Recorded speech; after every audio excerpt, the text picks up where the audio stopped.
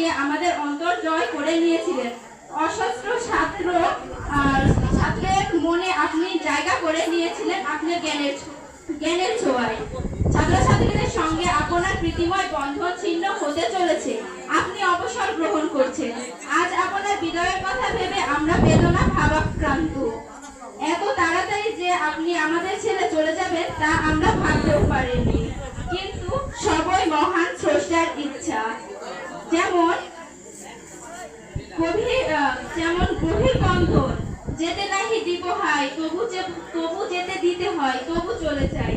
আমাদের পরম সৌভাগ্য যে আমরা স্কুলের উচ্চ পর্যায়ে শিক্ষা জীবনের শুরুতেই আপনার মতো একজন আদর্শ অনুরাগী শিক্ষকের তত্ত্বাবধানে শিক্ষালাভ করার সুযোগ পেয়েছিলাম।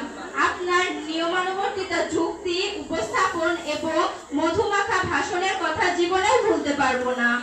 আপনার পাণ্ডিত্য ও জ্ঞানের উৎসগিরি নির্ঝরিত ন্যায় আমাদের নিরস মানব নেত্রকে সরস ও উর্বর করেছে। আপনার প্রভূত প্রজ্ঞা, জ্ঞান, আদর্শ, চেতনা ও অভিজ্ঞতা আমাদেরকে দিয়েছে নতুন জগতের সন্ধান। আপনার সততা, নিষ্ঠা, আন্তরিকতা ও চিত্তমাধুর্য আমাদের করেছে মুগ্ধ। আপনি বিদায় নিয়ে চলে যাবেন এ কথা ভেবে আমরা আজ দিশেহারা, অসহায়। তবু আপনি গ্রহণ করুন আমাদের বিদায়াঞ্জলি। আজ আপনার বিদায় লগ্নে মনে পড়ছে কত শত কথা, কত সময় আমরা আমাদের জন্য আপনি কষ্ট পেয়েছেন, অসন্তুষ্ট হয়েছেন। আমাদের যাবতীয় ভুল ত্রুটি ক্ষমা করবেন, দয়া করবেন যেন জীবনের মহৎ হতে পারি।